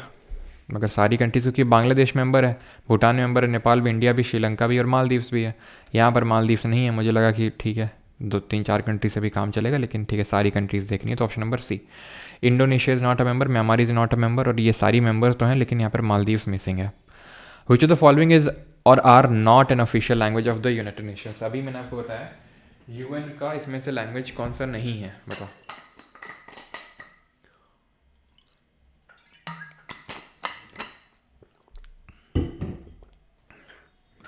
तो not an official language of the UN, Arabic, German, Spanish और चाइनीज़। तो जर्मन नहीं है इसमें, दूसरा नहीं है, मतलब कौन सा नहीं है वही पूछा है, तो 2 ओनली हो जाएगा, बिकॉज बाकी सारी तो हैं। सार्क के बारे में क्या ऑब्जेक्टिव्स हैं? जो हमारा सार्क है, South Asian Association for regional Cooperation, इसके क्या नहीं है, मतलब क्या ऑब्जेक्टिव्स हैं? तो to promote the welfare of the people of South Asia and to improve the quality of life, yes.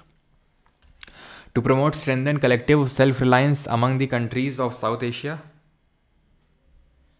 German only, yes. इस तरह के क्वेश्चन ना बहुत आसान होते हैं, लगते हैं आप लोगों को, ठीक है, की स्टेटमेंट्स हैं, लेकिन ज़्यादा कुछ होता नहीं, क्योंकि आप ये देखो बड़े ही अफर्मेटिव और बड़े ही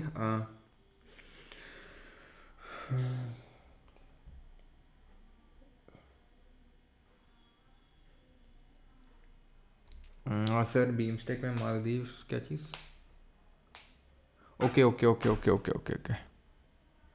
ओके यार, ठीक। एक सेकेंड,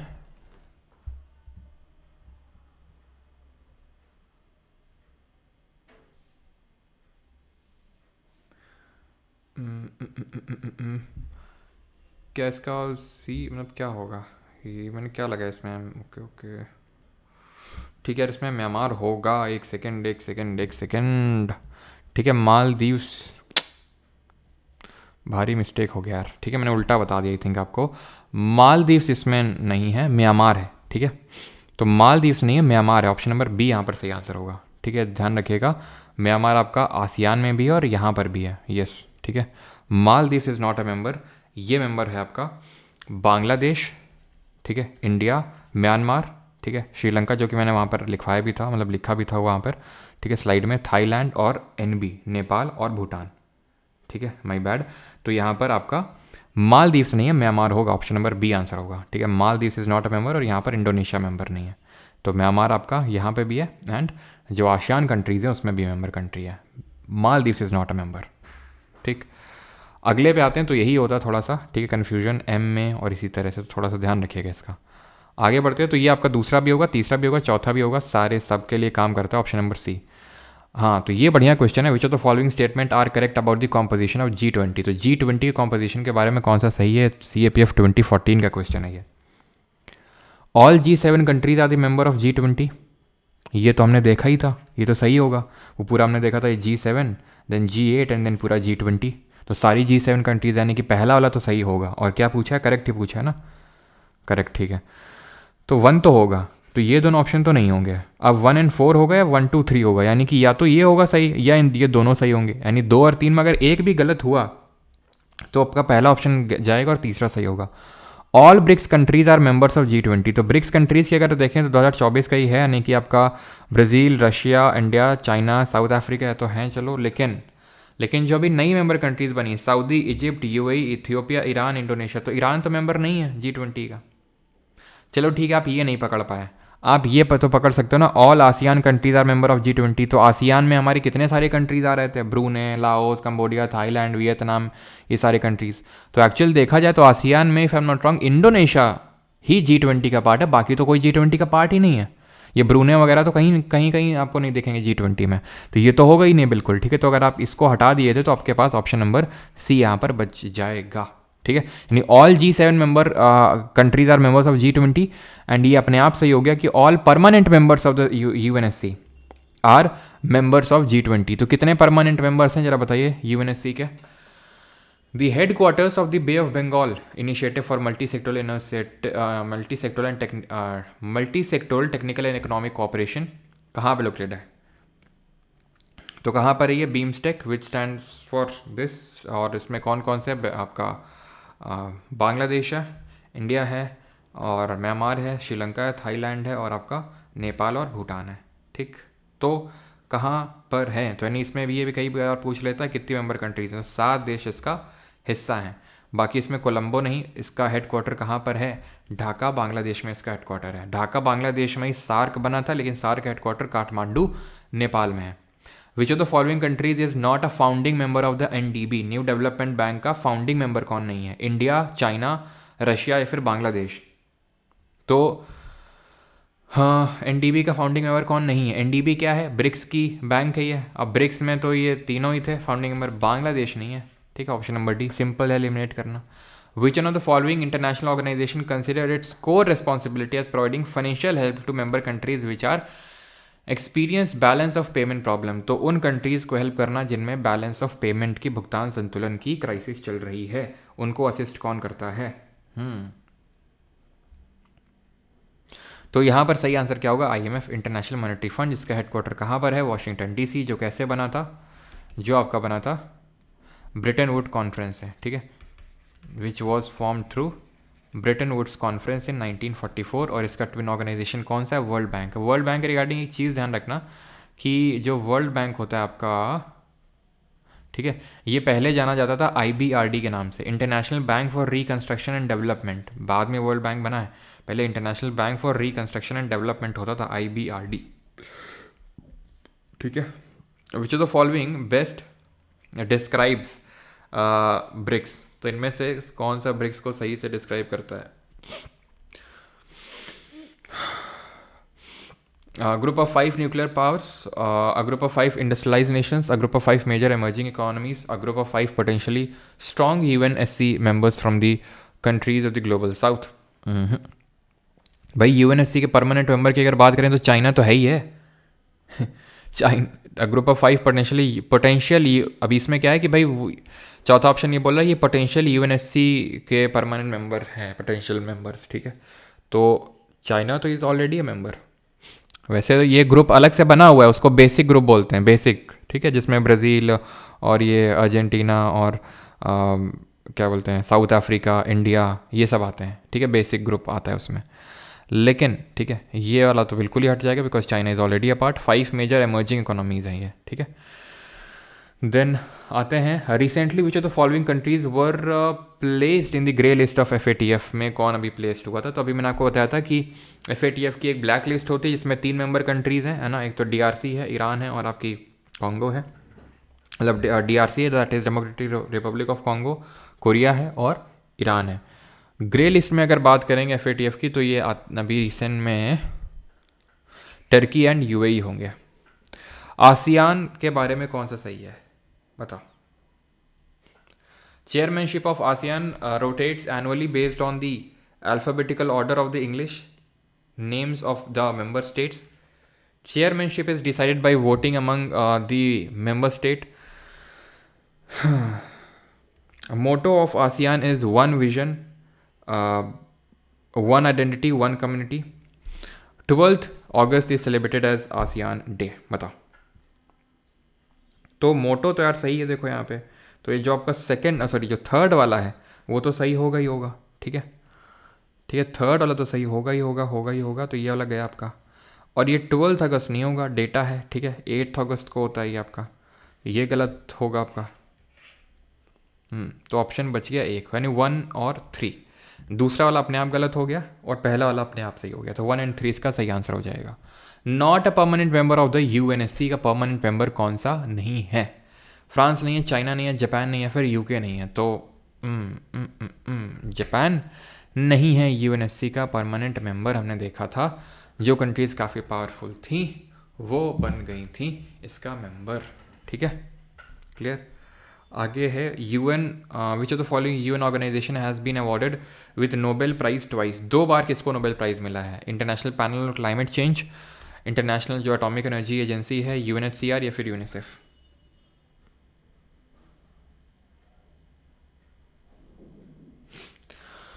UNHCR हो जाएगा।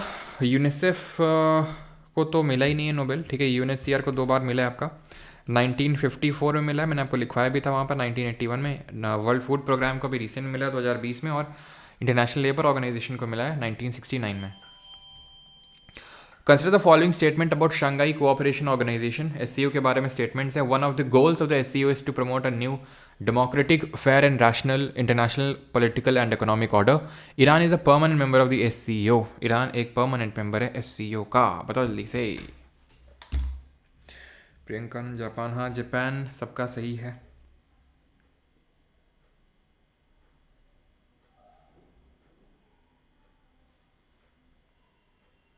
और भाई क्वेश्चन नंबर ही बता दिया करो, ठीक है, अगर ABC ऐसे लिखते हो तो।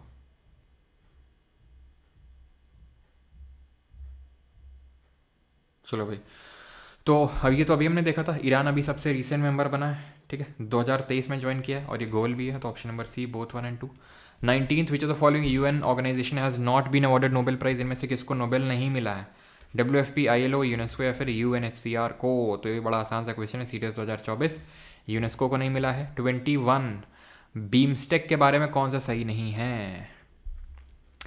बीमस्टेक के बारे में कौन सा सही नहीं है? It is a regional organisation comprising 8 member states, 1 2 3 4 5 6 7, 7 है ना, 8 तो है ही नहीं, 7 मेंबर कंट्रीज़ हैं, ठीक है। नेपाल में हमारे मेंबर्स हैं बीमस्टेक का, ठीक है। Came into being in 1997 through Bangkok declaration, सही है, ठीक है, बैंकॉक डिक्लेरेशन के थ्रू आया आपका ये। और it is a platform for inter regional cooperation between SAARC and ASEAN countries, ठीक है, क्लियर।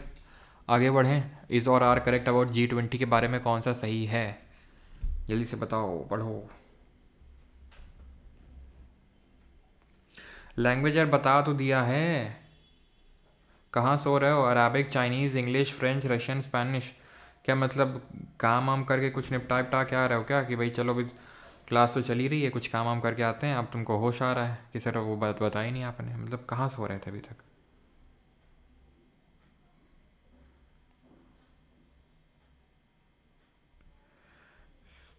चलो, तो it has no permanent secretariat, सही है, ये तो हमने देखा ही था, कोई G7 G20 इनका परमानेंट सेक्रेटेरिएट नहीं है, तो ये दोनों तो गलत हो जाएंगे, बिकॉज करेक्ट ही पूछा है ना। तो या तो 2 होगा या तो 3 होगा। It was founded on a legally binding international agreement, तो लीगली बाइंडिंग एग्रीमेंट नहीं था, ठीक है, तो answer option number D 1 and 3। And last question, I think last ही होगा, नहीं अभी 2 हैं बस। Which of the following statements about the UN is not correct, कौन सा सही नहीं है? बताओ।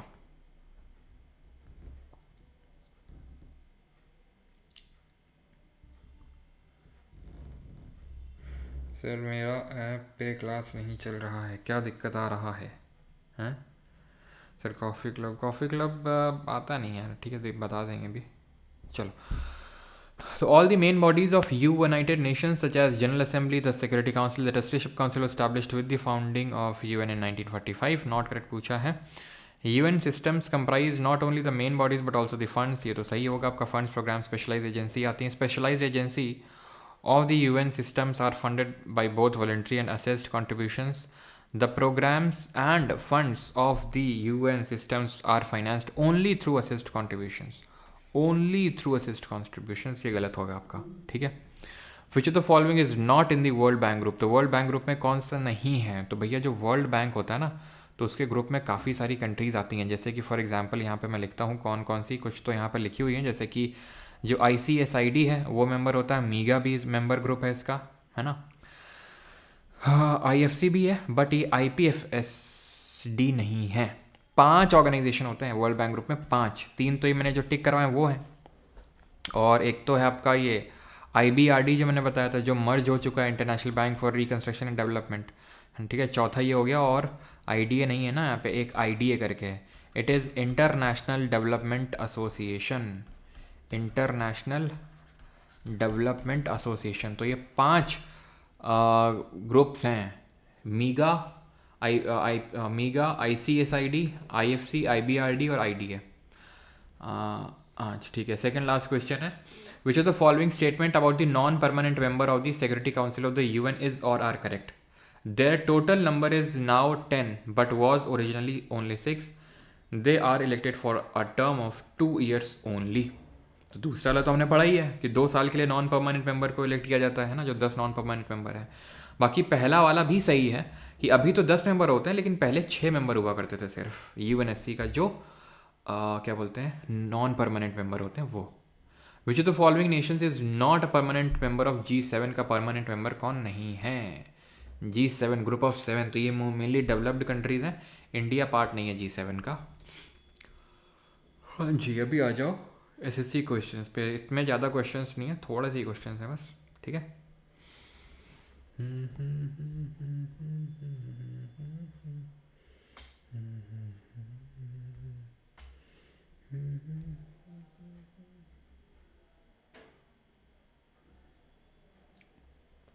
चलो, तो what percentage of jobs in India are at risk of automation as per world bank data 2016? तो 69%, option number C. Which of the following countries is not a member of SAARC? SAARC का मेंबर कौन नहीं है? South association for regional cooperation, ये एक मतलब है, और इसमें इसका मेंबर नहीं है आपका म्यांमार, ठीक है। गलती से मैंने वो वहाँ पर रिलेट कर दिया था उस वाले क्वेश्चन में, CDS वाले क्वेश्चन में, ठीक है, बीमस्टेक वाले क्वेश्चन में। तो सार्क का मेंबर नहीं है म्यांमार, ये आपका बीमस्टेक और आसियान का मेंबर है, ठीक है। इज दैट क्लियर और नॉट? तो मालदीव्स इसका मेंबर है, उसका नहीं, बीमस्टेक का। Which of the following trade agreements aims to strengthen intra SAARC economic cooperation to minimise the regional region's potential for trade and achieve development for the people? कौन सा organisation है बताइए? आपटा है, साफ्टा है, नाफ्टा है या लैया है? क्या है बताओ जल्दी से। तो ये आपका साफ्टा है, ठीक है, साफ्टा है, ठीक है, SAFTA, south association free trade agreement इसका हो जाएगा फुल फॉर्म, ठीक है।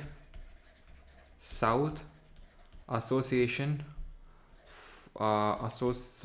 साउथ एशियन, एक सेकेंड, साउथ एसोसिएशन नहीं, south Asian free trade agreement, free trade agreement नहीं, एरिया होगा ये, ठीक है। चलो आगे बढ़ते हैं। How many countries are part of SAARC? SAARC की मेंबर कंट्रीज कितनी हैं भैया? तो सार्क की मेंबर कंट्रीज हैं 8। कौन कौन सी हैं जल्दी से बताओ? तो 8 कंट्रीज हो जाएंगी, ठीक है। इसकी मेंबर इंडिया है, इंडिया में पहले पाकिस्तान था, बांग्लादेश था, पड़ोसी मुल्क अफ़गानिस्तान है अपना, मालदीव्स हो जाएगा, ठीक है, 3 2 5, नेपाल भूटान भी आ जाएंगे अपने भाग के जल्दी से, और श्रीलंका। श्रीलंका यार काफ़ी पहले क्रिकेट में अच्छा होता था, जब कुमार संकारा, दिलशान है ना, वहला जयवर्धने, वो कुलासेकरा, मेंडेस, मलिंगा। अब तो एकदम से साफ हो गई पूरी श्रीलंका की टीम, सारे प्लेयर एक साथ ही चले गए। कहाँ मतलब वर्ल्ड कप फाइनल खेला था 2011 में, और अब तो है ना।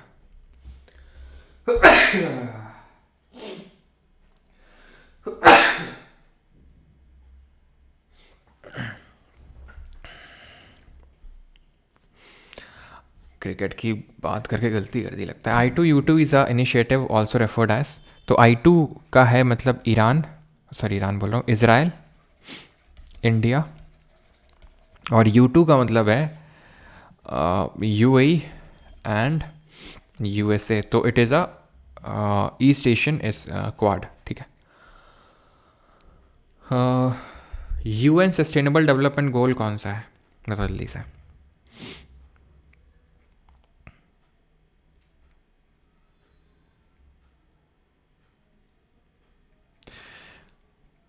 तो आपका सारे ही है, ठीक है।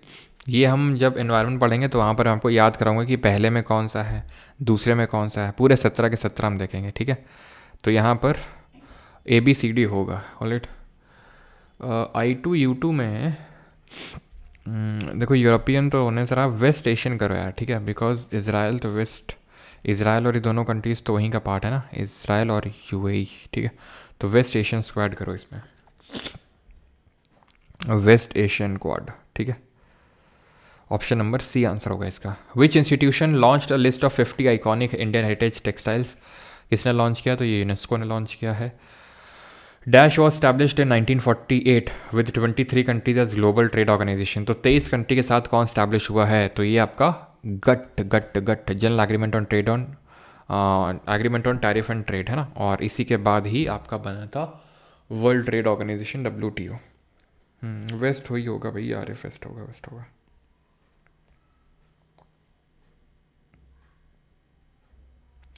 अरे सर आपको कोल्ड भी होता है, मुझे तो लगा था आप AI जनरेटेड हैं। अच्छा, विच सुधर जाओ बेटा। Which organisation was created in 1988 by WMO and UNEP। तो WMO और UNEP ने मिलकर क्या बनाया था? IPCC बनाया था, है ना, देखा तुम लोगों ने। गट कितने कंट्रीज के साथ मिलकर स्टैब्लिश हुआ था? In which year did India became signatory to the CITES. ये इंडिया सिग्नेटरी कब बना था साइट्स का? साइट्स क्या है? अगेन एनवायरनमेंट वाले में पढ़ेंगे। Convention on international trade in endangered species on wild fauna and flora. तो आंसर होगा 1976, जब हमने 42nd अमेंडमेंट किया था। तो ऐसे याद कर सकते हैं तभी, ठीक है। Where is the headquarter of the I international hockey federation का हेडक्वार्टर कहाँ पे है? तो ये Geneva Switzerland. Where is the headquarter of badminton world federation का? बैडमिंटन का, तो बैडमिंटन का ध्यान रखना मलेशिया में। कुछ याद आया आपको? Sultan, Sultan, Sultan Azlan Shah, Sultan Azlan Shah और सुल्तान जौहर कब, किससे रिलेटेड है ये? कब बताओ? सुल्तान अजलान शाह और सुल्तान जौहर कब, जो मलेशिया में होते हैं, किससे रिलेटेड हैं? तो बेटा बैडमिंटन मत मार कर देना, इसमें ध्यान रखना है तो मलेशिया में, लेकिन hockey. India joined, yes, India join the UN after ratifying UN charter. तो कब ज्वाइन किया था? CPO में पूछा गया। तो ये हमने 1945 में ज्वाइन किया था, सॉरी अक्टूबर में हो गए, अक्टूबर ही मैंने आपको बताया था, ठीक है, October. Which of the following countries is headquarter of international table tennis federation कहाँ पर है? तो ये भी जेनेवा स्विट्जरलैंड में है। Which of the following releases the global Innovation index. Global Innovation index को कौन रिलीज करता है? तो इनोवेशन ये वीपो, वर्ल्ड इंटेलेक्चुअल प्रॉपर्टी ऑर्गेनाइजेशन, है ना, कॉर्नेल यूनिवर्सिटी और INSEAD. Option number B. South Asian leaders sign the SAARC charter for the first summit, for the first summit in dash in the year 1985। तो कहाँ पर sign हुआ था? तो SAARC का हेडक्वार्टर कहाँ पे है? तो हेडक्वार्टर तो आपका, ठीक है, कोलंबो नहीं होगा, दिल्ली नहीं होगा, थिम्पू भी नहीं होगा, ढाका में होगा, ठीक है। तो एक्चुअल में क्या पिछले क्वेश्चन में नहीं भैया, इसमें तो बी होगा, ठीक है, इंसेड, कॉर्नेल और विपो, ठीक है। तो सार्क हमने देखा था 8 मेंबर कंट्रीज इसका मेंबर है, और काठमांडू नेपाल में इसका हेडक्वार्टर है। ढाका में मतलब बना था ये, लेकिन हेडक्वार्टर काठमांडू में है। कुछ तो यार कर लोगे कि नहीं कर पाओगे? तो कुछ क्वेश्चन कर लोगे, देखते हैं, जो नहीं कर पाओगे वो करवा देते हैं। ये वाला करना मत अभी, क्योंकि पढ़ाया भी नहीं अभी, वही है, ठीक है। अच्छा ये सब तो एनवायरनमेंट वाले हैं, एनवायरनमेंट वाले भी उन्होंने मना किया था आपको। सार का मेंबर कौन नहीं है? ये तो, ये भी मत करना क्योंकि ये लेटेस्ट, अच्छा ठीक है, ये तो मतलब करंट अफेयर टाइप है। अब देख रहे हो 2024 में क्वेश्चन पूछा है, 2021 का मल्टी डायमेंशनल पॉवर्टी इंडेक्स पूछा है। अब जो पूछेगा आगे वो 2022 का याद करके जाना, है ना। चलो भाई, तो बाकी तो और आई थिंक कर सकते हैं, बाकी तो मेन मेन क्वेश्चन हो ही गए हैं, कुछ बचा है भी नहीं, ठीक है। दो दो तो स्किप ही करने हैं। इंटर ये बता दो कहाँ पर है ये? International bureau of weights and measure का जो हेडक्वार्टर है, आसान है ये, कहाँ पर है? फ्रांस में, ठीक है। Option number D.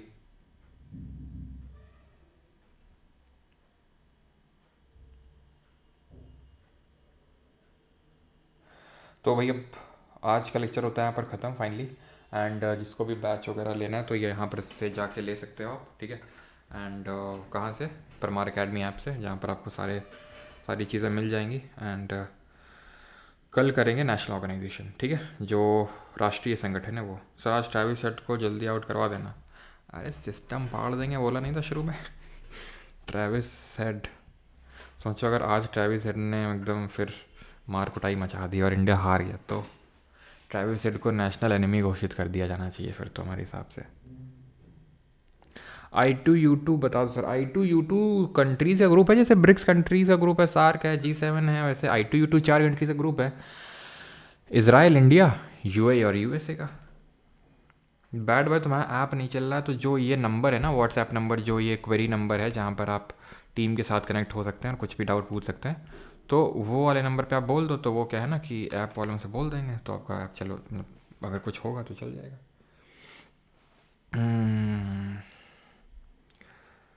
Sir cricket खेलने चलोगे शाम को, मगर पहली बैटिंग मेरी। अच्छा, पहली बैटिंग तुम्हारी क्यों भैया, ऐसे थोड़ी ना होगा। पहले तो पुड़िया का पैकेट उछाला जाएगा, इंग्लिश आई तो हमारा और हिंदी आई तो तुम्हारा बैटिंग, ठीक है। अब पुड़िया तुम चूज़ कर लेना, केसर की लोगे या राष्ट्रीय लेनी है, कौन सी लेनी है वो तुम अपने हिसाब से, या फिर वो SNK वाली लेनी है, अपने हिसाब से तुम डिसाइड कर लेना। लेकिन इंग्लिश आई तो हमारा और हिंदी आई अगर मान लो तो फिर मैं बैटिंग करूँगा, अगर हिंदी आई तो मैं बैटिंग करूँगा, and if English then I will bat the first. Okay, तुम बढ़िया का रैपर चूज़ तुम कर लेना। हाँ विमल, अच्छा विमल उछालोगे, ठीक ठीक ठीक ठीक, विमल उछलेगा। अच्छा राष्ट्रीय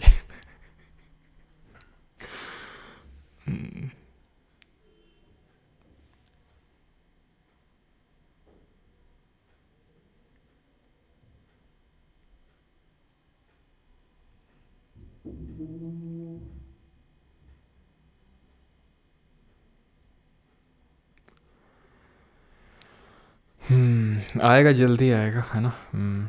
ट्रैविस सेट बाहर हो गया मतलब।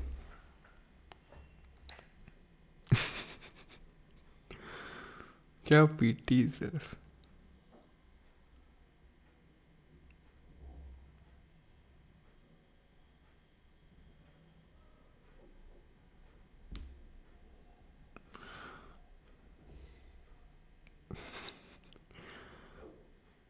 चलिए भाई, थैंक यू, धन्यवाद सभी को। मिलते हैं कल with the national organisation. Sir champions trophy का चैम्पियन कौन बनेगा, ये तो यार 9 जून को हम बताएंगे, अभी तो नहीं बता पाएंगे। हाँ, अविनाश बेटा सुधर जाओ, है ना। चलो भाई, थैंक यू, धन्यवाद सभी को, मिलते हैं कल।